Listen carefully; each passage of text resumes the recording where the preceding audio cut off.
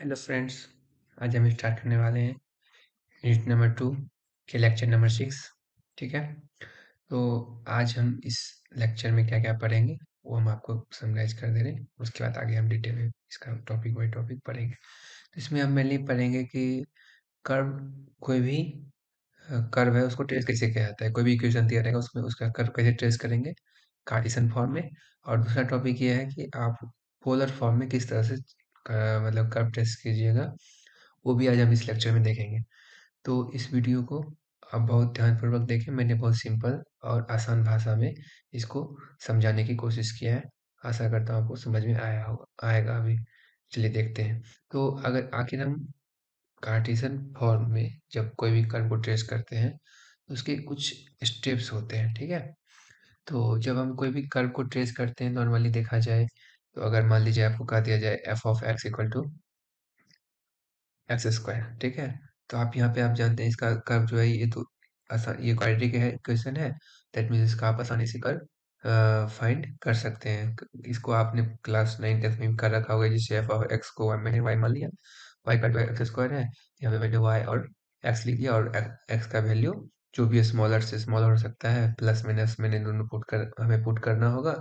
Then उसके corresponding जो भी हमारा कोऑर्डिनेट आएगा उसके अकॉर्डिंग हम कर्व को ट्रेस कर लेते हैं। ये तो हमने क्लास 9 10 में मतलब 9 10 में पढ़ा था किस तरह से कर्व को या फिर कह सकते हैं स्ट्रेट लाइन को ट्रेस किया जाता है। आज हम देखेंगे कि कोई भी कॉम्प्लेक्स है इक्वेशन है। ठीक है। उसको हम किस तरह से कर्व मतलब कैसे ट्रेस करेंगे उसको हम चलिए देखते हैं। तो जब कार्टेशियन फॉर्म में इसको ट्रेस करते हैं तो उसके कुछ स्टेप्स हैं। ठीक है। तो वो स्टेप क्या क्या है वो समझिए। सबसे पहला स्टेप क्या कहता है कि आपको देखना होगा कि कर्व जो है सिमेट्री कहाँ से है। देखिए, जब कार्टेशियन प्लेन लेते हैं तो कार्टेशियन प्लेन आपको पता होगा, जैसे ये आपका ये एक्स एक्सिस और वाई एक्सिस का जो कॉम्बिनेशन होता है। ठीक है। जैसे ये मान लीजिए यहाँ पे यहाँ पे ये एक्स एक्सिस हो गया, ये वाई एक्सिस हो गया, ये एक्स एक्स डैश हो गया, और ये वहाँ पे वाई और वाई डैश हो गया। ठीक है। तो इसमें जो है इसमें जो है आपका ये फर्स्ट कोऑर्डिनेट हो गया, ये सेकंड कोऑर्डिनेट हो गया, है ना, ये थर्ड हो गया, ये फोर्थ हो गया। तो यहाँ पे आप देख सकते हैं यहाँ पे 4 कोऑर्डिनेट बनते हैं इसमें। अब इसमें से हम देखना है कि हमारा जो कर्व है वो किसके कोरस्पॉन्डिंग, किस एक्सिस के कोरस्पॉन्डिंग जो है वो सिमेट्रिक है। तो उसके भी कुछ रूल हैं जो कि आपको याद करने होंगे, या याद कर ली, या फिर समझ लीजिए कि सिंपल सी बात है कि उसको आप समझ लीजिए। तो आप जब आप कंटिन्यूअसली कीजिएगा, मैं इसको 1-2 क्वेश्चन प्रैक्टिस कीजिएगा तो आपको आसानी से सॉल्व कर सकते हैं। ठीक है। आपको आसानी से विजुअलाइज करने के बाद आपको समझ में आ जाएगा कि कर्व किस तरह से ट्रेस करते हैं। और मेनली क्या होता है, किसी भी आपकी यूनिवर्सिटी में हर साल एक ना एक क्वेश्चन इस टॉपिक से आता ही आता है, चाहे वो 10 नंबर में आए या फिर 15 नंबर में आए। 15 नंबर में नहीं, कह सकते हैं कि 5 नंबर में भी नॉर्मली कभी-कभी आता है। लेकिन आप 5 से 7 नंबर के बीच का ये क्वेश्चन ज़रूर आना ही आना है। तो चलिए हम देखते हैं इसका स्टेप क्या-क्या होता है। तो इसमें देखिए मैक्सिमम जो है, जब कर्व ट्रेस करते हैं तो उसमें इसमें हम अभी 5 से 6 स्टेप देखेंगे। उसको आप याद कर लीजिएगा सीक्वेंस वाइज़, तो आप आसानी से कोई भी कर्व को ट्रेस कर सकते हैं। तो सबसे पहले ये देखना है कि सिमेट्रिक कैसे है। सिमेट्रिक सबसे पहले देखना है कि कर्व जो है सिमेट्रिक कैसे है। तो सिमेट्रिक अबाउट एक्स एक्सिस। अब हम कैसे समझेंगे, कोई कोई भी गिवन इक्वेशन है उसको वो उसका जो कर्व होगा वो एक्स एक्सिस के अकॉर्डिंग जो है कोरस्पॉन्डिंग जो है वो सिमेट्रिक होगा। तो इसमें क्या कहता है, power of y is occurring in the equation is even. मतलब कि जो इक्वेशन है उसमें जो पावर ऑफ वाई है वो अगर इवन होगा, then symmetric about x axis. तब जो है वो कर्व क्या होगा, सिमेट्रिक किसके अकॉर्डिंग होगा, एक्स एक्सिस के अकॉर्डिंग होगा। सिंपल सा बात है। वो तभी सिमेट्रिक होगा एक्स एक्सिस के, जब उसका क्या होगा, वाई का पावर क्या होना चाहिए, इवन होना चाहिए। और वाई एक्सिस के अकॉर्डिंग कब मतलब करस्पॉन्डिंग सिमेट्रिक होगा, जब एक्स की पावर इवन रहेगी तो वो क्या होगा, वाई के एक्सिस के करस्पॉन्डिंग क्या होगा, सिमेट्रिक होगा। ठीक है।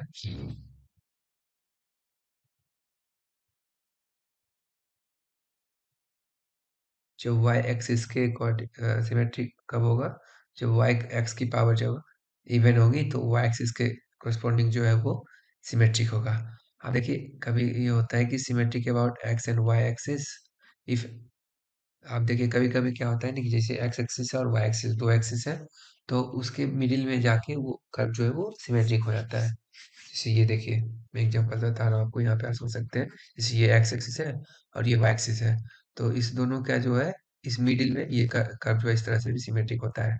ठीक है, तो ये कैसे होगा, तो इसके लिए भी एक रूल देखिए यहाँ पे लिखा हुआ है, if one only even power of x and y appear in the equation then the curve is symmetric about both axis. मतलब कि कोई भी जो इक्वेशन है उसमें अगर एक्स का भी पावर और वाई का भी पावर इवन हो, दैट मीन्स वो क्या होगा, दोनों एक्सिस के मतलब सिमेट्रिक होगा। तो इवन और आपको पता ही होगा। ठीक है, तो यहाँ पे देख सकते हैं ये कर्व जो है, ये इक्वेशन जो है किस चीज का इक्वेशन है, ये सर्कल का इक्वेशन है।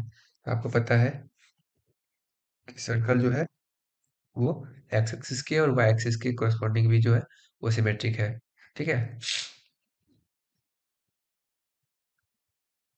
ये देख सकते हैं।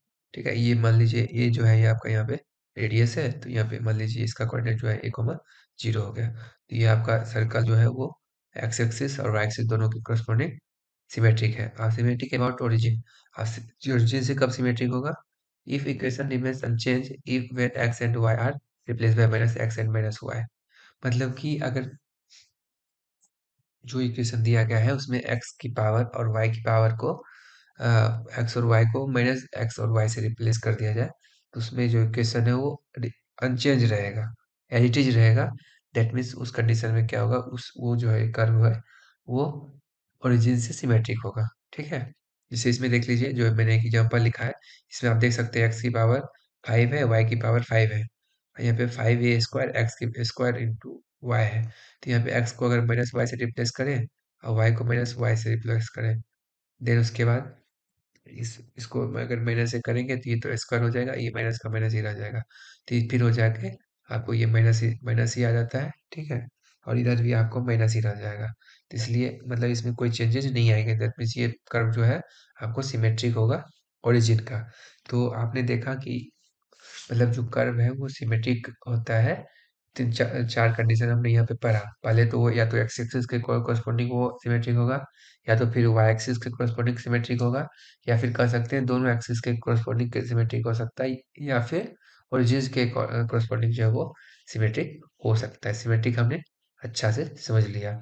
चलिए अगला टॉपिक देखते हैं। अगला स्टेप क्या कहता है, अब जो है वो मान लीजिए आप कैसे हम समझेंगे कि वो कर्व जो है वो ओरिजिन से पास करता है या नहीं करता है। कोई भी कर्व जो है, जो भी इक्वेशन है, इक्वेशन कोई भी कर्व का इक्वेशन दिया रहता है, तो उसको हम कैसे समझेंगे कि ओरिजिन से पास करेगा या नहीं करेगा। उस कंडीशन में आपको चेक करने के लिए क्या कर दिया जाएगा, अगर कोई फंक्शन है, ठीक है, फंक्शन है एक्स वाई वेरिएबल का है, तो उसमें अगर एक्स का वैल्यू और वाई का वैल्यू अगर दोनों का वैल्यू 0 पुट कर दे, देन जो हमें वो कर्व मिलेगा। ठीक है, मतलब जो हमें आएगा एक एक्स और वाई का वैल्यू पुट करने के बाद वो हमें क्या आएगा, 0 वैल्यू आएगा। दैट मीन्स वो कर्व जो है ओरिजिन से पास करेगा। जैसे मान लीजिए ये मैंने x square plus y square equal to a square लिखा है। ठीक है, तो ये तो आपको पता है कि इक्वेशन ऑफ कर्व है, लेकिन एक्स का वैल्यू 0 पुट करने पर, वाई का वैल्यू 0 पुट करने पर ये हमें 0 के बराबर नहीं आ रहा है। दैट मीन्स ये क्या होगा आपका, ये ओरिजिन से पास नहीं करेगा। ठीक है, दूसरा स्टेप भी हमने समझ लिया। आप समझते हैं कि टेंजेंट, अब टेंजेंट एट ओरिजिन है या नहीं है। तो मान लीजिए ये कोई एक्स एक्सिस है और ये वाई एक्सिस है, तो मतलब अगर कोई कर्व ऐसे पास कर रहा है, ठीक है, तो इस तरह से अगर ओरिजिन से पास कर रहा है तो उसमें जो भी टेंजेंट बनेगा उसका वो जो प्रिंसिपल एक्सिस है वो उसका टेंजेंट बनेगा। मान लीजिए कर्व ऐसे पास कर रहा है, तो इसका ये प्रिंसिपल एक्सिस जो है क्या होगा, इसका टेंजेंट होगा। ठीक है, तो अब उसको चेक करने के लिए किया जाता है, तो origin equal tangent at origin exist. मतलब अगर किसी भी कर्व का ओरिजिन एग्जिस्ट करता है, अगर वो एक्सिस मतलब कि वो ओरिजिन से पास करेगा कोई भी कर्व, तो उसका जो टेंजेंट है वो ओरिजिन पे ही होगा। तो मैंने आपको बताया प्रिंसिपल एक्सिस जो है उसका टेंजेंट होगा। अब देखिए इसमें कुछ स्पेशल नोट पॉइंट दिए गए हैं। तो if we find equation of tangent then we put lowest degree equal to 0। मतलब कि अब हमें अगर कोई भी एक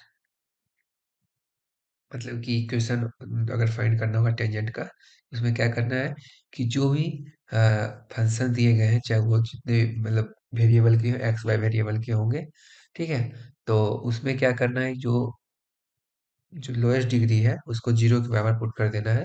दैट मीन्स वो हमें इक्वेशन जो टेंजेंट का जो वैल्यू है वो हमें मिल जाएगा। तो अभी अभी तो मैंने ये बस आपको थ्योरेटिकल पार्ट बताया, जब हम इसको क्वेश्चन में इम्प्लीमेंट करेंगे आसानी से समझ सकते हैं। चलिए नेक्स्ट स्टेप क्या कहता है कि इंटरसेक्शन ऑन कोऑर्डिनेट एक्सिस। अब हमें जो है वो इंटरसेक्शन कहाँ पे करता है, स्टेप नंबर 4 कोऑर्डिनेट एक्सिस में वो देखना है। तो हमें अगर इंटरसेक्शन फाइंड करना है अगर एक्स एक्सिस पे, तो हमको y इक्वल टू 0 पुट कर देना है। सिमिलरली अगर y एक्सिस पे अगर हमको इंटरसेक्शन फाइंड करना है तो x इक्वल टू 0 पुट कर देना है, तो हमें इंटरसेक्शन पॉइंट भी मिल जाएगा। देखिए यहाँ पे मैंने 4 स्टेप क्लियर मतलब समझ लिया है हम लोगों ने। अब मैं आप लोगों को फिर से रिवाइज करवा दे रहा हूँ समराइज।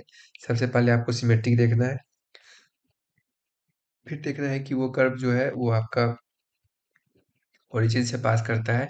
अगर ओरिजिन से पास करता है तो आप उसका टेंजेंट भी अगर वही होगा, टेंजेंट जो है उसका प्रिंसिपल एक्सिस हो जाएगा, ठीक है। और हमें प्रिंसिपल अगर टेंजेंट का इक्वेशन निकालना है तो उसमें हम क्या करेंगे, जो इक्वेशन दिया गया है उसमें जो लोएस्ट पावर है, लोएस्ट डिग्री वाले, उसको इक्वल टू जीरो के पुट कर देंगे तो हमें टेंजेंट का जो है इक्वेशन मिल जाएगा, ठीक है। आप देखिए अब तीसरा ये है, चौथा तीसरा हो गया। चौथा में हमें क्या देखना है कि उसका इंटरसेक्शन पॉइंट कोऑर्डिनेट एक्सिस पे कहाँ कहाँ पे है। तो अगर हमें एक्स कोऑर्डिनेट का चाहिए तो वाई को जीरो पुट कर देंगे, और वाई कोऑर्डिनेट का चाहिए तो एक्स को जीरो पुट कर देंगे, तो हमें इंटरसेक्शन पॉइंट भी मिल जाएगा। पांचवा स्टेप क्या कहता है, एसिम्पटोट।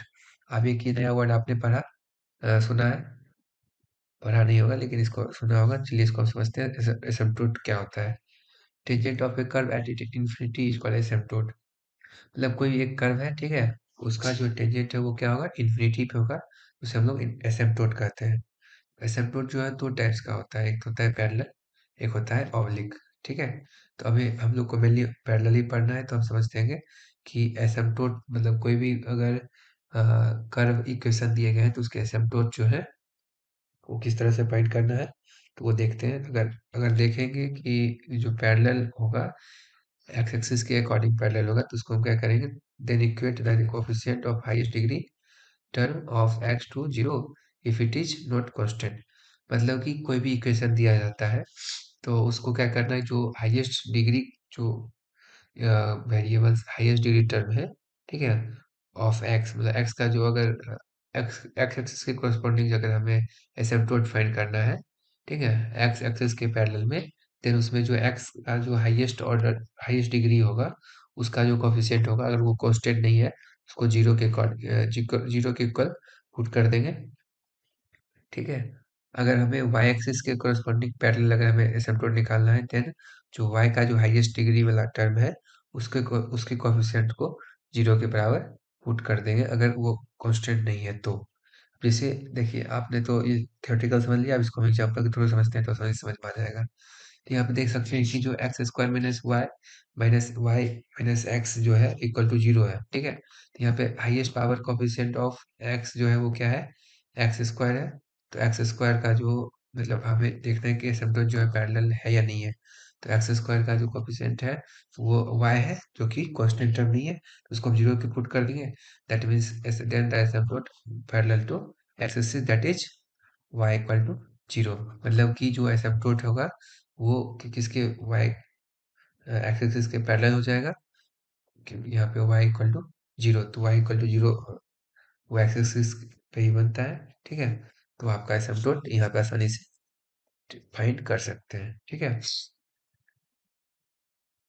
अब एसिम्पटोट फाइंड करने के बाद आपको एक और स्टेप फाइंड, नेक्स्ट स्टेप क्या कहता है कि हमें फाइंड करना है कि उसका साइन क्या होगा, साइन ऑफ फर्स्ट डेरिवेटिव।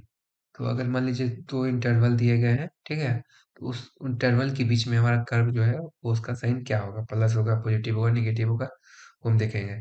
अगर कहता है कि d y by d x जो है वो ग्रेटर देन जीरो होगा, then curve is increasing in close interval in open interval a b. मतलब कि जो ए बी इंटरवल दिया गया है उस ओपन इंटरवल में अगर d y by d x जो है वो ग्रेटर देन जीरो होगा, दैट मीन्स का वो जो कर्व है इंक्रीजिंग होगा, ठीक है। और d y by d x जो लेस देन जीरो होगा देन डिक्रीजिंग होगा क्लोज इंटरवल ए बी में। ठीक है।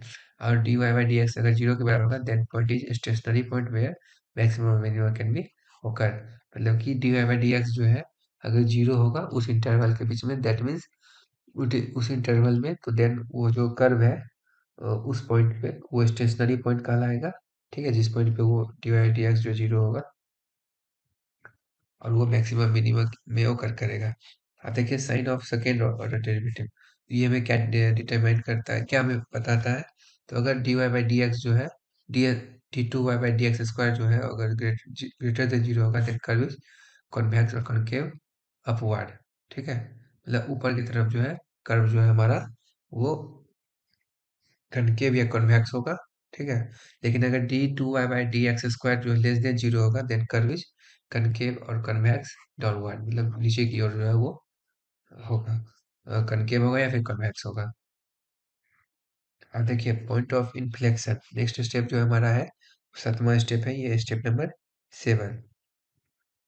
स्टेप नंबर 7 जो है point of inflection, a point where d two y x square upon d x square equal to zero is called the inflection point where the curve changing the direction of the concavity from the downward to upward और vice versa।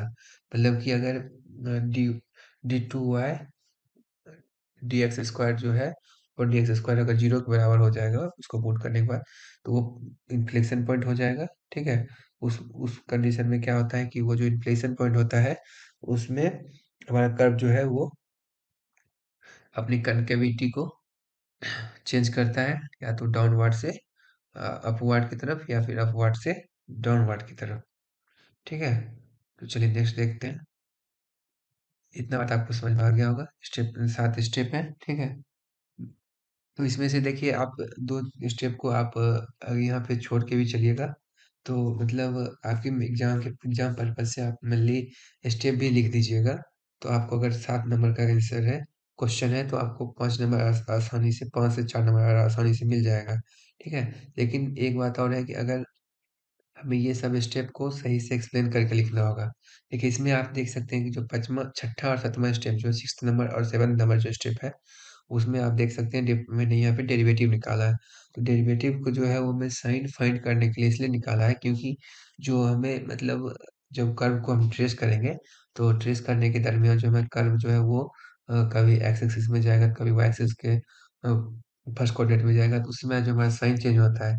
तो इसलिए वो लिखना होता है कहीं कहीं, मतलब नहीं, कभी कभी नहीं भी लिखिएगा तो आपको तो कोई फर्क नहीं पड़ता है, आसानी से हम एक एग्जाम्पल के थ्रू हम समझेंगे कि आपको कर्व जो है किस तरह से ट्रेस किया जाता है। देखिए यहाँ पे हमको ट्रेस करना है y equal to x cube minus three x square, three x square. तो यहाँ पे देखिए सबसे पहला स्टेप वही है कि जो है हमें सिमेट्री देखना है, do not hold any symmetric condition so it is not symmetric. आप देखिए यहाँ पे ये जो है सिमेट्रिक कंडीशन को फुलफिल नहीं कर रहा है। ठीक है, दैट मीन्स ये जो हमारा कर्व जो है वो सिमेट्रिक नहीं होगा, क्योंकि मैंने आपको बोला था कि वाई एक्सिस के कोरस्पॉन्डिंग ये तभी सिमेट्रिक हो सकता है जब उसका एक्स का जो पावर है वो क्या होगा आपका, और ये स्टेप नंबर 2 में क्या कहता है, ये ओरिजिन से पास करता है या नहीं करता है। Since there is no constant add in the equation so the curve passing through the origin, the equation of the tangent of the origin is that is y equal to 0, that is x x axis lowest degree form.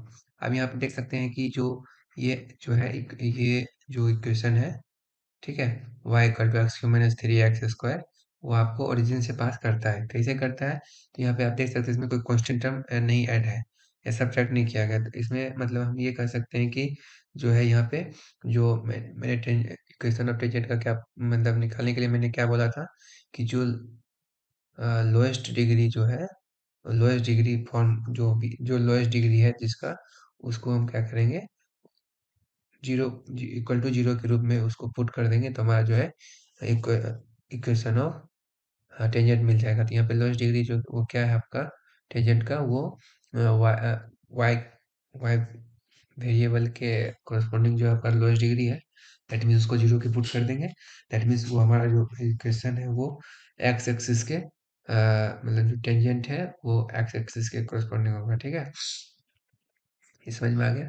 अब step number 3 जो है intercept या point of intersection कहाँ पे है। तो यहाँ पे मैंने आपको बोला था कि अगर हमें एक्स एक्सिस के कोरस्पॉन्डिंग हमें इंटरसेक्शन पॉइंट चाहिए, that means y equal to zero put कर देना है। अगर वाई एक्सिस से कोरस्पॉन्डिंग चाहिए, एक्स एक्सिस को जीरो पुट कर देना है। हमें यहाँ पे मैंने y equal to zero put कर दिया, दैट मीन्स गिवन इक्वेशन जो है वो आपका इस तरह से मिलेगा। तो यहाँ पे x का वैल्यू 0 आ गया, 3a आ गया। The curve x crosses x axis at 0, 0 and 3a, 0। अब देखिए यहाँ पे जब हम y का वैल्यू 0 पुट किए तो हमें x का वैल्यू ये आया। अगर x को पुट करेंगे 0, दैट मीन्स ये पूरा इक्वेशन 0 हो जाएगा। दैट मीन्स हमें जो है y जो है वो 0, 0 पाएगा, ठीक है। तो इसलिए मैंने यहाँ पे देखिए आप लिख रखा है कि जो पहला पॉइंट है वो आपको यहाँ पे 0, 0 हो गया, दूसरा पॉइंट जो है वो आपका 3a, 0 हो गया। अब देखिए यहाँ पे स्टेप नंबर 4 हमें एसिम्पटोट निकालना था। तो एसिम्पटोट निकालने के लिए आपको सबसे पहले क्या करना होता है, मैंने आपको एसिम्पटोट निकालने के लिए सबसे पहले आपको यहाँ पे ये देखना होगा कि ये जो है पैरेलल किसके कोरस्पॉन्डिंग जो है वो पैरेलल है। तो पैरेलल करने के लिए आपको मैंने बताया कि सबसे पहले क्या करना है, उसको उसके जो हाईएस्ट डिग्री टर्म एक्स के हैं। यहाँ पे मैंने क्या बोला था एसिम्पटोट निकालने के लिए कि अगर जो हाईएस्ट डिग्री का जो टर्म है, हाईएस्ट डिग्री टर्म का जो कोफिशिएंट होगा वो अगर जी कांस्टेंट नहीं है, दैट मीन्स उस कंडीशन में आपको एसिम्पटोट निकलेगा। यहाँ पे आप देख सकते हैं यहाँ पे हाईएस्ट डिग्री जो है टर्म है वो एक्स क्यूब है, लेकिन इसके कोफिशिएंट क्या है, यहाँ पे 1 है, तो ये आपका कांस्टेंट है, इसलिए आपको यहाँ पे एसिम्पटोट नहीं मिलेगा। तो यहाँ पे नो एसिम्पटोट हो गया। अब देखिए स्टेप नंबर 5 क्या कहता है, हमें d y by d x निकालना होगा। तो d y by d x निकालने के लिए हम हमारा जो वैल्यू है वो 3x² माइनस 6ax हो गया, ठीक है। तो यहाँ पे for stationary point d y by d x equal to zero, तो इसको हम जीरो के पुट कर देंगे, तो इसका वैल्यू हमें 0, 2a आ गया। तो अब यहाँ पे स्टेशनरी पॉइंट हमें मिल गया कि इस पॉइंट पे जो हमारा कर्व है वो अपना कनकेविटी चेंज करेगा। स्टेप नंबर 6 जो है वो आपको यहाँ पे d2y/dx² निकालना है। तो वो निकालने के बाद आपका जो है d2 at x equal to zero, zero पे मैंने पुट किया तो वो लेस देन जीरो आया। दैट मीन्स हमारा कनकेव हो गया, ठीक है, यहाँ से कर्व।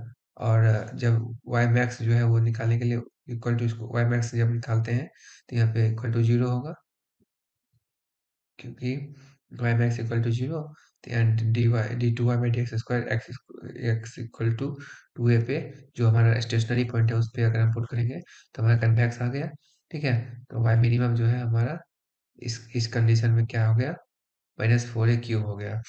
आप देखिए यहाँ पे इन्फ्लेक्शन पॉइंट निकालने के लिए आपको d2y/d2y/dx² जो है 0 के बराबर पुट करना पड़ेगा। तो आपका इस तरह से एक्स वैल्यू 0, a आ गया। अब देखिए यहाँ पे रीजन जो है, अब हमारे जो कर्व का जो रीजन है वो कहाँ से कहाँ तक मतलब जाएगा, तो वो हम देखेंगे। पहले हम कर्व को ट्रेस कर लेते हैं। तो यहाँ पे देखिए आपको स्टेशनरी पॉइंट मिल गया, ठीक है। कहाँ से कनकेव होगा, क्या होगा, ये सभी मिल गया। तो यहाँ पे आज दूसरी बात है, हमारा सेशन कोड भी मिल गया। तो आप कर्व जब ट्रेस कीजिएगा, आपको कर्व इस तरह से आप यहाँ पे ट्रेस देख सकते हैं कि जो है कर्व जो है आपका यहाँ से पहले तो सबसे पहली बात है इसका, ये कोई एसिम्पटोट नहीं है, इसका एसिम्पटोट नहीं है। दैट मीन्स कर्व आपका इस तरह से बनेगा, कनकेव होगा, ठीक है। और यहाँ पे मैंने आपको ये मान लीजिए ये है और ये आपका 2a है, ठीक है। तो यहाँ पे आपका ये हो जाएगा 2a प्लस 4a,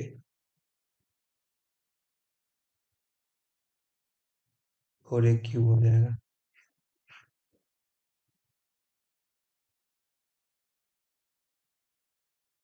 ये 3 हो जाएगा, ये 2a हो जाएगा, ठीक है। तो यहाँ पे आप देख सकते हैं कि आपका जो भी स्टेशनरी पॉइंट था या फिर कनकेविटी पॉइंट था वो सब मैंने यहाँ पे लिख रखा है। तो यहाँ पे आप देख सकते हैं जो यहाँ पे वाई मिनिमम जो है, जहाँ पे वो कनकेव हो रहा है, मतलब जहाँ पे वो कर्व मोड़ रहा है, वो आपका हो गया वाई मैक्स जो है आपका ये हो गया 0, और वाई मिनिमम जो है वो आपका हो गया -4a³।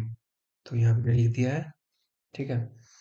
इस तरह से हमारा जो कर्व है ये आसानी से ट्रेस हो जाएगा। ये तो मैंने एक सिंपल सा एग्जांपल लिया था, एक और एग्जांपल समझते हैं तब आपको आसानी से समझ में आ जाएगा। तो सबसे पहले आप देखिए यहाँ पे आप जो एक्स का जो रीजन है वो कहाँ से कहाँ तक डिफाइन होगा इस कर्व के लिए। तो यहाँ पे आप देख सकते हैं कि एक्स जो है ये इस तरह से ये कर्व ये इस तरह से होते चला जाएगा, ये इधर चला जाएगा, तो ये आपका माइनस इन्फिनिटी है और ये आपका प्लस इन्फिनिटी है। तो आपका कर्व जो है कहाँ से कहाँ तक डिफाइंड है, तो प्लस माइनस इन्फिनिटी से प्लस इन्फिनिटी तक। तो इस तरह से हम कह सकते हैं कि रीजन जो है वो रीजन ऑफ कर्व जो है वो कहाँ से होगा, माइनस इन्फिनिटी से plus infinity x for all since y is defined for all x। ठीक है, इस तरह से y जो है वो सभी x के लिए डिफाइंड हो सकता है। ठीक है, तो आप देखिए एक दूसरा एग्जांपल से समझिए, इसको और आसानी से समझ सकते हैं। सबसे पहली बात इसमें ये आपको इसका कर्व निकालना है। ठीक है, तो कर्व ट्रेस करना है तो सबसे पहले स्टेप हमें क्या देखना है कि वो सिमेट्रिक है या नहीं है। तो सिमेट्रिक चेक करने के लिए क्या करते हैं हमें जो है उसमें एक्स या वाई का पावर हम चेक करते हैं। तो एक्स का पावर यहाँ पे आप देख सकते हैं, ये एक्स का पावर जो है आपका ये हो जाएगा, इस इक्वेशन को हम इस तरह से लिख दें, y square two a minus y square x equal to x cube. तो यहाँ पे एक्स का पावर आप देख सकते हैं, यहाँ पे हाईएस्ट पावर 3 है जो कि ऑड है, और यहाँ पे वाई का पावर जो है 2 है, दैट मीन्स ये इवन है। तो हमारा जो वाई पावर ऑफ वाई जो है इवन है, देन कर्व भी सिमेट्रिक ऑफ एक्स एक्सिस, मतलब जिस एक्सिस के अकॉर्डिंग जो है वहाँ का जिसका पावर इवन होगा उसके corresponding हमारा कर्व जो है वो क्या होगा, सिमेट्रिक होगा। उसके अपोजिट corresponding हमारा कर्व जो है सिमेट्रिक होगा, दैट मीन्स y का पावर यहाँ पे इवन है, तो हमारा कर्व जो है एक्स एक्सिस के corresponding हमारा सिमेट्रिक होगा। सबसे पहली बात ये चल गया। अब ये देखेंगे कि ओरिजिन से पास करता है या नहीं करता है। तो मैंने क्या बताया था कि कोई भी फंक्शन दिया गया है तो उसमें अगर ओरिजिन से पास तभी करेगा जब उस फंक्शन का जो वेरिएबल दिया गया है उस वेरिएबल की जगह पे 0 पुट करेंगे तो हमारा फंक्शन जो है 0 के बराबर होना चाहिए। जो भी इक्वेशन है 0 के बराबर होना चाहिए। तो यहाँ पे आप देख सकते हैं, since there is no constant term add in the equation so the curve passes through origin. यहाँ पे हमारा जो अगर इसमें इस इक्वेशन में अगर हम x और y का वैल्यू 0 पुट करेंगे, दैट मीन्स हमारा फंक्शन जो है वो इक्वेशन जो है हमारा 0 के बराबर हो जाएगा। दैट मीन्स हमारा कर्व जो है वो ओरिजिन से पास करेगा। और दूसरी बात ये कहता है कि टेंजेंट ऑफ कर्व जो है वो क्या होगा, y इक्वल टू 0 होगा। टेंजेंट ऑफ कर्व निकालने के लिए हम पहले आपको बताए थे कि जो लोएस्ट डिग्री है उसको एक 0 के बराबर पुट कर दीजिए। ठीक है, तो यहाँ पे जो टेंजेंट होगा वो एक्स एक्सिस के correspond जो टेंजेंट होगा वो एक्स एक्सिस के corresponding होगा। अब देखिए थर्ड स्टेप क्या कहता है, आपको इंटरसेप्ट निकालना है, इंटरसेक्शन पॉइंट निकालना है। या फिर तो यहाँ पे एक्स का वैल्यू पुट कर दीजिएगा 0 के बराबर तो वाई का वैल्यू निकल जाएगा, और वाई का वैल्यू 0 पुट कर दीजिएगा तो एक्स का वैल्यू निकल जाएगा। तो यहाँ पे मैंने पुट किया तो एक्स और वाई का वैल्यू दोनों का निकल गया। अब नेक्स्ट देखिए यहाँ पे एसिम्पटोट निकालना है। एसिम्पटोट हम तभी निकालते हैं जब वो क्या होगा, उसका कोफिशिएंट जो है वो जो भी इक्वेशन दिए गए हैं उसके जो कोफिशिएंट है वो कांस्टेंट टर्म नहीं होना चाहिए। यहाँ पे एक्स का कोफिशिएंट जो है वो माइनस यहाँ पे जो हाई वो भी कोफिशिएंट किसका देखना है, जो जो इक्वेशन में वेरिएबल दिए गए हैं उसके अगर जितने भी वेरिएबल्स हैं उसके जो हाईएस्ट पावर है। तो जो जैसे मान लीजिए इस इक्वेशन में आपका जो इक्वेशन है यहाँ पे आप देख सकते हैं आपका जो इक्वेशन है वो क्या है। आप यहाँ पे देख सकते हैं आपका इक्वेशन जो है वो वाई स्क्वायर टू ए, यहाँ पे देखिए इक्वेशन जो है आपका क्या है, y square two a minus x equal to x cube है ना। तो यहाँ पे आप देख सकते हैं कि जो यहाँ पे एक्स का जो हाईएस्ट पावर है वो 3 है। तो यहाँ पे अगर इसका कोफिशिएंट जो है आपका वो -1 मैंने इसलिए लिखा है कि इसको मैं इधर कर दूंगा तो 0 के बराबर मतलब -1 हो जाएगा, माइनस एक्स क्यूब हो जाएगा। यहाँ पे जो कोफिशिएंट है वो -1 के बराबर है जो कि कांस्टेंट टर्म है। तो हमारा जो जो एसिम्पटोट है वो एक्स के कोफिशिएंट एक्स का नहीं, एक्स के corresponding नहीं होगा। अब वाई के corresponding देखते हैं तो वाई का जो कोफिशिएंट है, वाई का हाईएस्ट पावर जो है 2 है, तो इसके कोफिशिएंट 2a माइनस एक्स हो गया, तो इसका एसिम्पटोट जो है एक्स इक्वल टू 2a हो गया। तो ये जो है हमारा एसिम्पटोट यहाँ पे लाइक करेगा। तो अब रीजन ऑफ एग्जिस्टेंस जो है हमें वो फाइंड करना है। सबसे पहले उससे पहले हम कर्व ट्रेस कर लेते हैं, देन हम रीजन ऑफ एग्जिस्टेंस फाइंड करेंगे। तो ये हमारा कर्व हो गया, मतलब सॉरी एक्स एक्सिस हो गया, ये हमारा वाई एक्सिस हो गया। ठीक है, तो आप यहाँ पे देख सकते हैं कि जो मैंने आपको सबसे पहले बोला कि हमारा कर्व किसके corresponding जो है वो मतलब सिमेट्रिक है, वाई एक्सिस के कोरस्पॉन्डिंग, क्योंकि वाई का जो पावर सॉरी एक्स एक्सिस के कोरस्पॉन्डिंग हमारा जो कर्व है वो क्या होगा, सिमेट्रिक होगा, क्योंकि यहाँ पे वाई का पावर जो है वो इवन है। दैट मीन्स आप देख सकते हैं कि यहाँ पे जो मैंने ये इस तरह से ये कर्व हो गया और ये इस तरह से हो गया, ठीक है।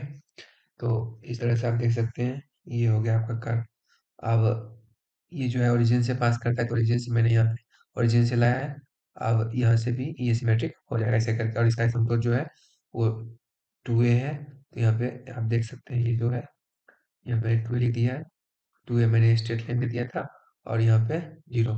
तो आपका ये इस तरह से कर्व ये आसानी से बन गया, ठीक है। एक बार फिर से समझ लीजिए कि सबसे पहले आपको क्या ड्रॉ करना है, रीजन ऑफ एग्जिस्टेंस निकालेंगे, एक्स एक्सिस और वाई एक्सिस निकाल लेना है।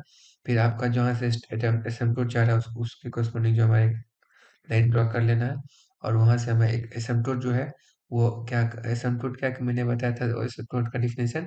एसिम्पटोट हमेशा क्या होता है, वो टेंजेंट होता है इन्फिनिटी पे। तो ये अगर कोई लाइन है, मान लीजिए सपोज ये मान लीजिए लाइन है, तो ये 2 एक्स इक्वल टू 2 है, तो ये इन्फिनिटी में जाके ये कहीं ना कहीं एसिम्पटोट जा ये मिलेगा लाइन, ठीक है इस पे। तो ये आपका एसिम्पटोट हो जाएगा। तो मान लीजिए ये लाइन है, और इस पे ये जो है ऐसा रोटी से करके जाएगा, ये लाइन है, कहीं इन्फिनिटी पे जाके ये दोनों टेंजेंट क्रिएट करेंगे।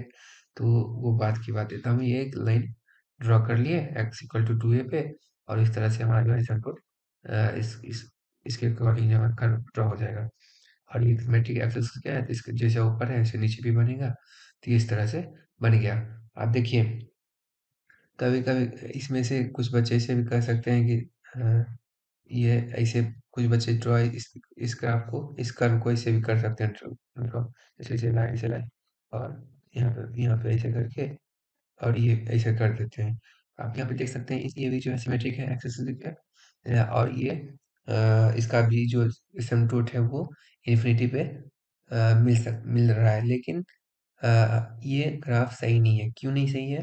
क्योंकि आप देख सकते हैं यहाँ पे जो मैंने आपको टेंजेंट के बारे में बताया था, वो टेंजेंट क्या बताया था कि जो हमारा कर्व है वो यहाँ पे आप देख सकते हैं कि जो मैंने आपको जब टेंजेंट का इक्वेशन बताया था, टेंजेंट का इक्वेशन में आप देख सकते हैं यहाँ पे आपको पता चल गया कि टेंजेंट जो है वो एक्स एक्सिस है। दैट मीन्स आपका इस कर्व को अगर इस तरह से ड्रॉ कीजिएगा तभी ये इसका टेंजेंट जो है वो एक्स एक्सिस हो सकता है। अदरवाइज अगर आप इसको ऐसे ड्रॉ कीजिएगा, इसका टेंजेंट जो है वो एक्सिस हो जाएगा, दैट मीन्स ये सही नहीं है। तो इसलिए इस कर्व को मैंने बताया कि इस तरह से भी कोई कोई स्टूडेंट ड्रॉ कर सकते हैं, बट ये गलत है। क्यों गलत है? क्योंकि यहाँ पे अभी हमने जब इक्वेशन ऑफ टेंजेंट फाइंड किया था, तो वहाँ पे हमने देखा कि जो इक्वेशन हमें ऑफ टेंजेंट जो है वो हमारा एक्स एक्सिस पे बन रहा है।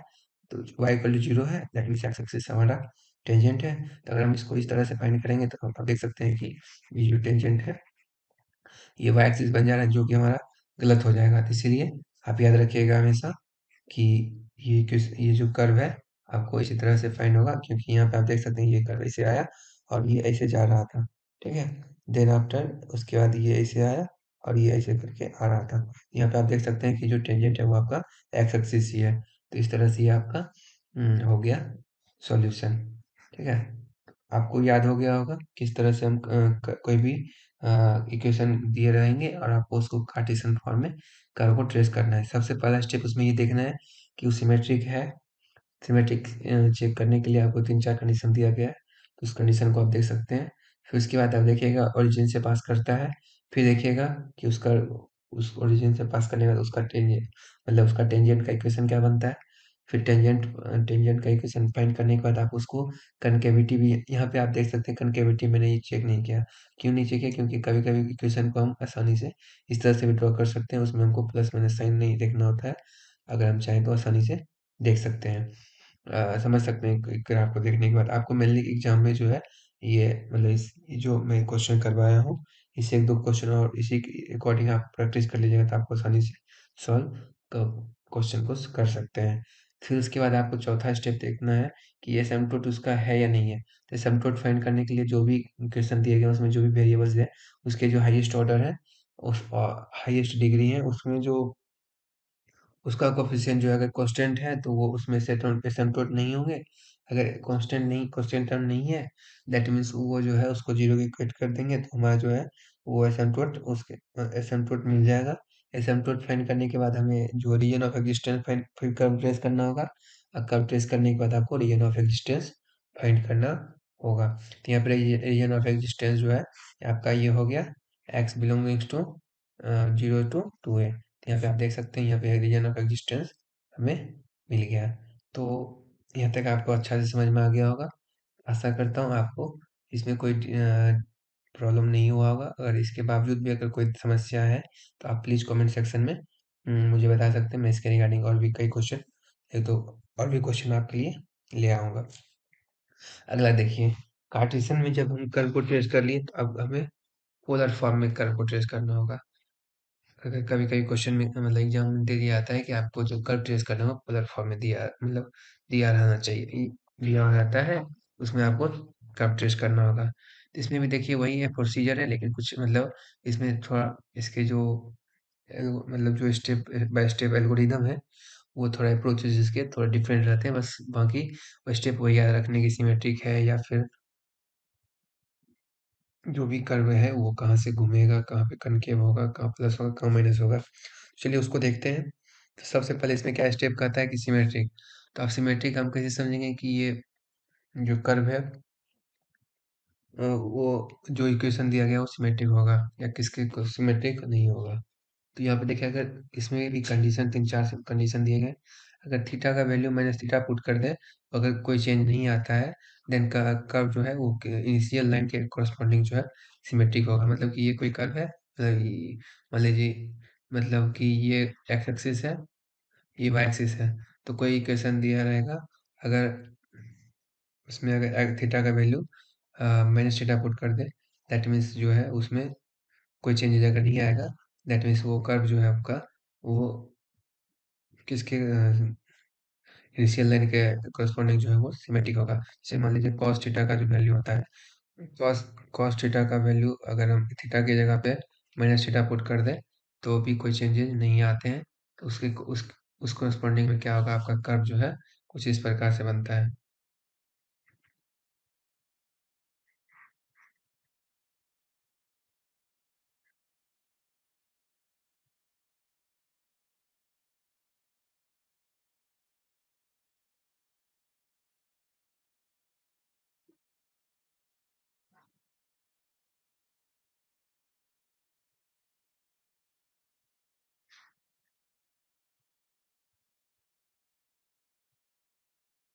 तो सिमेट्रिक चेक करने के लिए सबसे पहले क्या करना है आपको, थीटा का वैल्यू अगर मैंने सीधा पुट कर दीजिएगा तो वो जो है कर्व जो हमारा इनिशियल लाइन के कॉरस्पॉन्डिंग सिमेट्रिक होगा।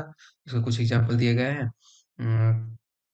जैसे एक्स कॉस टू थीटा, अगर थीटा का value minus minus theta put कीजिएगा तो भी आपको इसमें कोई चेंजेस नहीं आएंगे, क्योंकि आपको पता है कि माइनस कॉस माइनस थीटा जो है वो आपको कॉस थीटा ही होता है। ठीक है, आगे देखिए। अगर यहाँ पे दिया क्वेश्चन में दिया रहेगा कि अगर power of radius r is even and the curve is symmetric about pole. आप देखिए जो कर्व होता है, मतलब जो कर्व है, अगर रेडियस रेडियस जो है, रेडियस का पावर जो है, अगर वो आ, क्या होगा, रेडियस का पावर अगर आपका इवन रहेगा, दैट मीन्स कर्व जो है वो पोल के कॉरस्पॉन्डिंग जो है वो सिमेट्रिक होगा। ठीक है, तो जैसे यहाँ पे देखिए r square equal to 2a² cos 2 theta है। दैट मीन्स इसका जो कर्व बनेगा वो आपका वो पोल के कॉरस्पॉन्डिंग जो आपका वो क्या सिमेट्रिक होगा। अब देखिए, अगर आर का वैल्यू अगर माइनस आर पुट कर दे और थीटा का वैल्यू माइनस थीटा पुट कर दे, अगर इक्वेशन में कोई चेंजेस नहीं आते हैं, देन जो आपका कर्व है वो थीटा इक्वल टू पाई/2 के कॉरस्पॉन्डिंग जो है आपका सिमेट्रिक होगा। ठीक है, तो यहाँ पे आप इसी एग्जांपल के थ्रू इसको समझ सकते हैं। ठीक है, इसमें अगर आर का वैल्यू माइनस आर पुट कर दें और थीटा का वैल्यू ए साइन 3 माइनस थीटा। ठीक है, तो यहाँ पे देखिए minus theta sine minus theta होता है, ए माइनस आगे आ जाएगा साइन 3 थीटा, और ये आर माइनस थीटा है, तो यहाँ पे माइनस से माइनस कट जाएगा, तो इसमें कोई चेंज नहीं आए। दैट मीन्स जो है ये आपका जो इक्वेशन, ये इक्वेशन जगह जो कर्व बनेगा वो 90 डिग्री के corresponding जो है वो सिमेट्रिक होगा। तो उसको चलिए आगे हम देखते हैं कुछ इसमें नेक्स्ट स्टेप क्या कहता है, फिर हम इसमें टेंजेंट फाइंड करेंगे। तो टेंजेंट फाइंड करने के लिए अगर कोई भी इक्वेशन दिया गया है उसमें r equal to zero put कर देंगे तो हमारा टेंजेंट का इक्वेशन आराम से निकल जाएगा। ठीक है, तो टेंजेंट हमारा निकल जाएगा इस तरह से। आर इक्वल टू कोई भी इक्वेशन में हम आर का जो इक्वेशन पोलर फॉर्म में दिया रहेगा उसमें आर को जीरो के बराबर पुट कर देंगे, हमारा निकल जाएगा। अब देखिए फिर स्टेप नंबर 3 में क्या कहता है, टेबल बनाना होता है। यहाँ पे थीटा रहेगा और थीटा और यहाँ पे उसके करस्पॉन्डिंग जो है आर का वैल्यू कैलकुलेटर से आप आसानी से फाइंड कर सकते हैं। थीटा का वैल्यू सबसे पहले से 0 degree, 30 degree, 45 degree, 60 degree, 90 degree, है ना, इस तरह से इस सोन आप इस तरह से निकाल सकते हैं। ठीक है, इस तरह से बढ़ते चला जाएगा तो उसके करस्पॉन्डिंग जो भी आर का वैल्यू आएगा इक्वेशन में आप पुट करते जाइएगा, आपका वैल्यू निकल जाएगा। फिर उसके बाद आपको using tan phi r tan phi equal to r d theta upon d r कर देना है। और यहाँ पे क्या होगा, where tangent is perpendicular radius perpendicular vector, ठीक है, टू रेडियस, मतलब कि यहाँ पे जो आपका जो चौथा स्टेप में क्या करना है कि टेन फाइव का वैल्यू निकालना है। ठीक है, उसमें क्या होगा, r into d theta upon d r, कोई भी जो इक्वेशन दिया गया उसको आर के रिस्पेक्ट में जो है उसको क्या करेंगे, डिफरेंशिएट कर देंगे तो जो हमें जो है वो उससे क्या होगा, परपेंडिकुलर टेंजेंट वेक्टर निकल जाएगा। ठीक है, कोरस्पॉन्डिंग के अकॉर्डिंग। तो चलिए उसको हम आप आसानी से समझते हैं एक एग्जांपल के थ्रू। यहाँ पे देख सकते हैं यहाँ पे क्या कहता है, trace the curve r equal to a cos two theta. यहाँ पे हमको सबसे पहला स्टेप ये देखना है कि जो है वो सिमेट्रिक है या नहीं है। सिमेट्रिक फाइंड करने के लिए आपको मैंने सबसे इस क्वेश्चन को आप देख के समझ सकते हैं। सिमेट्रिक ये जो cos थीटा है दैट मीन्स इसमें हम थीटा का वैल्यू अगर माइनस थीटा पुट कर दें दैट मीन्स जो है हमारा इसमें इक्वेशन में कोई चेंजेस नहीं आएगा। तो मैंने पुट कर दिया तो यहाँ पे नो चेंजेस, मतलब कर्व जो है सिमेट्रिक होगा इनिशियल लाइन के, इनिशियल लाइन। ठीक है, अब इसमें देखिए टेंजेंट निकालना है। टेंजेंट निकालने के लिए थीटा का आर आर को जीरो के बराबर पुट कर देंगे तो यहाँ पे थीटा का वैल्यू हमारा जो वो पुट है वो theta equal to pi by 4 आ गया। टेंजेंट निकल गया कि मतलब कि पाई बाय 4 पे हमारा जो है वो एक वो उसका टेंजेंट बनेगा। अब देखिए इसमें टेबल मैंने टेबल बना लिया है। तो आप टेबल जो है अपने अकॉर्डिंग जो है मतलब अपने कॉपी में जब इसको टेबल को बनाइएगा तो आप अपने एग्जाम में या फिर कभी भी अभी आपको एक कैलकुलेटर निकाल कर जो आपके पास साइंटिफिक कैलकुलेटर है उससे आप एक बार फाइंड कर सकते हैं ताकि आपको एग्जाम में आसानी हो। तो यहाँ मैंने थीटा का वैल्यू जीरो पुट किया तो यहाँ पे इस इक्वेशन में तो मैं देख सकते हैं यहाँ पे थीटा का वैल्यू जीरो, कॉस जीरो का वैल्यू 1 होता है, आर का वैल्यू ए आ गया। ठीक है, और थीटा का वैल्यू मैंने 30 पुट किया तो कॉस ये टू थीटा मतलब कि 60 हो गया।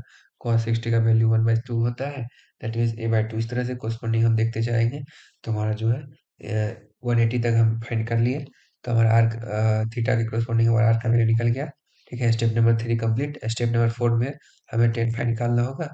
ठीक है, कि कहाँ जो है उसका मतलब जो है टेन फाइंड निकालने का पर्पस ये है कि हमारा जो वो टेंजेंट है वो टेंजेंट किसके कहाँ पे मतलब परपेंडिकुलर वेक्टर कहाँ पे बनेगा। यहाँ पे उसका फॉर्मूला उन्हें पता है कि are d theta upon d are होता है। तो आर यहाँ पे हमें D r upon d theta निकालना है। ठीक है, आर दिया हुआ है तो यहाँ पे हमने आर अपॉन डी यहाँ पे टेन फाइव इक्वल टू हम इसको इस तरह से भी लिख सकते हैं। यहाँ पे आर दिया हुआ है, r equal to a cos two theta, तो d r upon d theta क्या हो जाएगा, ये हो जाएगा आपका -2x sin टू थीटा। ठीक है, आपको डिफरेंशिएशन आता ही होगा, नहीं आता तो आप समझ लीजिए। अगर हम इस आर को डी थीटा के रिस्पेक्ट थीटा के रिस्पेक्ट डिफरेंशिएट करेंगे तो एक कांस्टेंट स्टेज रहेगा कॉस थीटा, टू थीटा का वैल्यू हो जाता है माइनस का साइन टू थीटा, और टू थीटा है तो टू थीटा को मतलब थीटा के रिस्पेक्ट डिफरेंशिएट करेंगे तो टू आ गया, टू मल्टीप्लाई हो जाएगा, that means -2a sin two theta हो जाएगा। अब टेन फाइव का वैल्यू क्या है, अब यहाँ पे मैंने लिखा आर अपॉन डी थीटा। तो टेन फाइव का माइनस यहाँ पे आर का वैल्यू क्या है, 2a cos टू थीटा है, और जो D r upon d theta है उसका वैल्यू क्या है, माइनस का 2a sin टू थीटा है। तो यहाँ पे आप देख सकते हैं कि जो यहाँ पे ए से ए कट गया। ठीक है, आपको यहाँ क्या बच गया, माइनस का 1/2 cos two theta upon sine two theta. तो यहाँ पे देखिए अगर हम यहाँ पे अगर थीटा का वैल्यू अगर हम जीरो रखते हैं, थीटा का वैल्यू अगर हम जीरो रखते हैं तो ये हमारा वैल्यू जो है ऊपर में 1 आ जाएगा, ठीक है, क्योंकि कॉस्ट जीरो का वैल्यू 1 होता है और साइन जीरो का वैल्यू जीरो होता है। लेकिन अगर हम इसका थीटा का वैल्यू अगर हम जीरो के अलावा अगर मान लीजिए हम अगर पाई/2 रख दिए, तो पाई/2 रखेंगे तो यहाँ पे देख सकते हैं आप, मैंने यहाँ पे टेन फाइव निकालने के लिए, टेन फाइव का वैल्यू निकालने के लिए मैंने थीटा का वैल्यू जीरो पुट कर दिया है।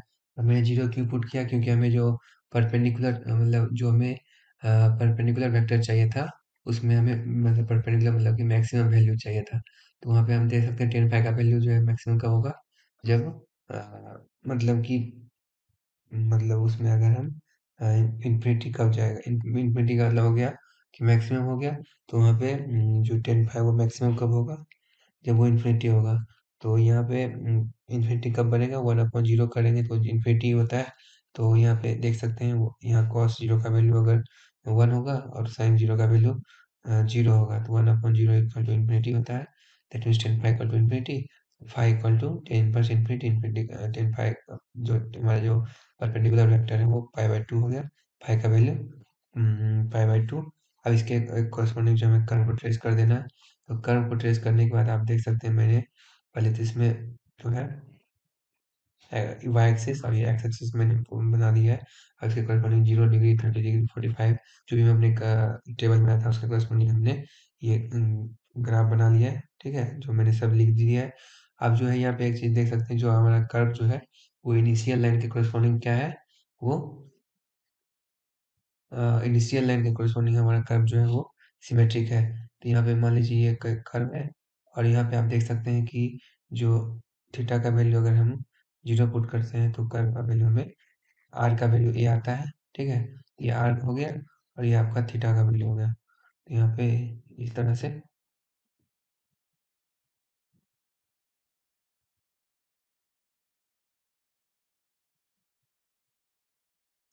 आप देख सकते हैं कि जो आपका जो टेबल आपने बनाया था उसके उसमें आपको ये कर्व इस तरह से दिख रहा होगा। और मैंने टेन फाइव का जो वैल्यू है वो पाई/2 है। यहाँ पे जो है वो सब जो हमारा टेंजेंट बनेगा वो अ, जो भी है वो इस पे परपेंडिकुलर होगा, ठीक है। तो परपेंडिकुलर मैंने ले लिए फाइव का, यहाँ पे जो कर्व है उसके करस्पॉन्डिंग में टेंजेंट ड्रॉ कर दिया है। इस तरह से हमारा ये कर्व आसानी से बन गया। तो इसमें तो आपको आसानी से समझ में आ गया होगा कि इसमें मात्र 4 स्टेप है। सबसे पहले इसमें सिमेट्री देखना है। सिमेट्री के 3-4 कंडीशन है वो आप अभी देख ही लिए होंगे। सबसे पहले अगर थीटा का वैल्यू मैंने थीटा पुट करेंगे तो वो जो है अगर उसमें कोई चेंज नहीं आएगा तो हमारा कर्व जो है इनिशियल लाइन के कॉरस्पॉन्डिंग सिमेट्रिक होगा। तो अगर अगर आर का वैल्यू मैंने सार पुट कर देंगे, अगर कोई चेंज नहीं है तो हमारा कर्व जो है वो पोल से पोल से जो है हमारा कर्व वो सिमेट्रिक होगा, ठीक है। पोल जो है वो सेंटर ऑफ द एक्सिस होता है, ठीक है, पोल जो हमारे सेंटर ऑफ द एक्सिस होता है। और अगर मान लीजिए अगर दोनों का वैल्यू अगर आर का भी वैल्यू और थीटा का भी वैल्यू माइनस में पुट कर दें, दैट मीन्स अगर कोई चेंज नहीं आएगा तो हमारा कर्व जो है वो पाई/2 पे सिमेट्रिक होगा। तो यहाँ पे आप इस तरह से समझ सकते हैं। तो सिमेट्रिक करने के बाद आपको टेंजेंट फाइंड करना है कि टेंजेंट कहाँ है, कहाँ से पास करेगा, ठीक है। टेंजेंट पास करने के बाद आपको टेबल बनाना है। टेबल बनाने के बाद आपको उसके अकॉर्डिंग कर्व ट्रेस करना है और कर्व ट्रेस करने के बाद आपको कर्व ट्रेस टेन फाइव का वैल्यू पुट निकाल लेना है, ठीक है। और उसके बाद जो आपका टेन फाइव का वैल्यू निकालने के बाद आपको जो है कर्व ड्रॉ कर लेना है। तो यहाँ पे आप देख सकते हैं कि जो हमने टेंजेंट का वैल्यू निकाला था वो पाई/4 था। तो यहाँ पे पाई/4 का मतलब हो गया, पाई/4 का मतलब हो गया 45 डिग्री। तो हमारे टेंजेंट जो है 45 मतलब कि 45 डिग्री पर टेंजेंट हमारा इस तरह से हर एक 45 डिग्री में हमारा टेंजेंट जो है कर्व का वो बन रहा है, ठीक है। ठीक है, चलो टेंजेंट हमारा फाइंड हो गया। और इस तरह से हम टेन फाइव का वैल्यू निकालिए तो हमारा जो ये है परपेंडिकुलर सभी के ग्राफ के कोरस्पॉन्डिंग जो हमारा ग्राफ मतलब जो है ये फाइव का वैल्यू निकल गया, ठीक है। तो इस तरह से आप आर और थीटा का भी वैल्यू निकाल सकते हैं और टेन फाइव का भी वैल्यू निकाल सकते हैं, ठीक है। और टेन फाइव का वैल्यू जो मैक्सिमम हमें फाइंड करना होगा, मैक्सिमम फाइंड करने के लिए हम जानते हैं कि 10 का जो वैल्यू होता है मैक्सिमम कहाँ होता है, तो पाई बाई 2 पे होता है। तो पाई बाई 2 का वैल्यू क्या होता है हमारा, इन्फिनिटी होता है।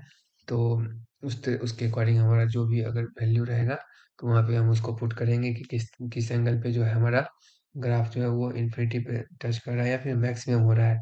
और अबाउट मैक्सिमम हमें फाइंड करना होता है, तो हम आसानी से इसको हम फाइंड कर सकते हैं, ठीक है। तो इस तरह से हम कर्व को ट्रेस कर लिए। चलिए, वीडियो देखने के लिए बहुत बहुत धन्यवाद। मिलते हैं जल्दी नेक्स्ट लेक्चर में। Thank you.